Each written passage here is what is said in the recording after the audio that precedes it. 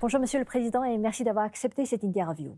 Depuis que la Chine et le Sénégal ont établi leur relation de partenariat stratégique global en 2016, la coopération entre les deux pays a porté ses fruits dans divers domaines. Comment appréciez-vous l'état actuel des relations sino-sénégalaises?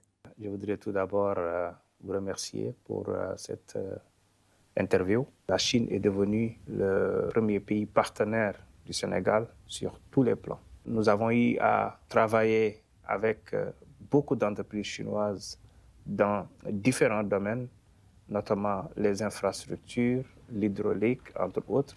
Mais la nouvelle orientation des nouvelles autorités sénégalaises donne de meilleures perspectives, notamment dans tout ce qui est l'économie numérique, la formation des jeunes, le développement des transports intelligents, mais aussi des infrastructures beaucoup plus modernes et beaucoup plus adaptées à nos besoins.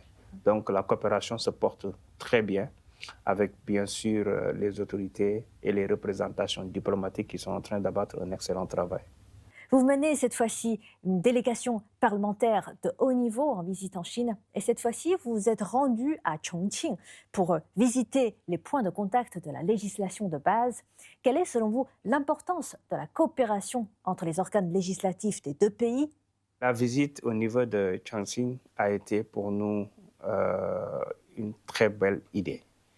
Nous avons eu à voir sur place combien il est important d'adopter cette démarche de proximité, cette démocratie participative, cette démocratie populaire. Avec les points de liaison de l'Assemblée populaire nationale, nous avons vu l'importance que le gouvernement chinois accorde à la consultation citoyenne. Nous sommes tombés sur l'analyse d'une loi concernant la protection des enfants et j'ai été émerveillé particulièrement par le processus qui a été adopté, où il y a des agents de l'info qui vont dans les domiciles, dans les lieux de rassemblement, consulter les populations, recueillir leurs avis et remonter les avis sans filtre. On nous a montré des statistiques où plus de 6600 amendements ou avis ont été transmis au niveau central et 490 parmi ces 6600 ont été adoptés. Je pense que c'est ça la vraie démocratie.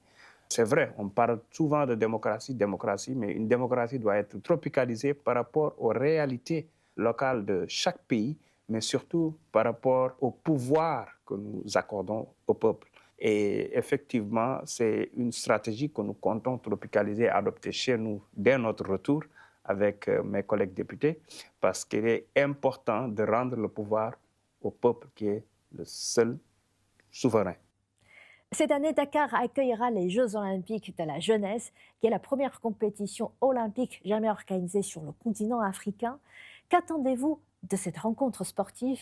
Et aussi, lors de cette édition, le wushu, originaire de Chine, sera pour la première fois une discipline officielle, marquant ainsi les débuts du wushu en tant que compétition officielle dans le cadre des Jeux olympiques. Que pensez-vous de cette évolution?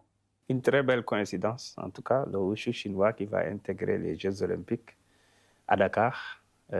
Toutes mes félicitations déjà au peuple chinois. Mais je dois dire que ces Jeux olympiques-là sont d'une importance capitale pour le Sénégal, car c'est une grande première en Afrique. Et nous comptons beaucoup sur la Chine pour cette réussite, parce que nous avons suivi les différents événements qui ont été organisés par la Chine en termes de Jeux olympiques, entre autres. Et pour nous, cette expérience-là et cette expertise-là doit être mise à la disposition du Sénégal pour une belle réussite. Je voudrais remercier le vice-président de la Chine et le gouvernement chinois pour avoir en tout cas débloqué à travers Exim Bank certains projets qui vont rentrer dans ce cadre, notamment l'autoroute Mbour-Kaolack qui sera finalement acheminée juste avant le début des JOJ. Donc encore une fois, nous réitérons cette demande et nous souhaitons un appui constant et soutenu de la Chine pour une belle réussite de ces Jeux olympiques de la jeunesse.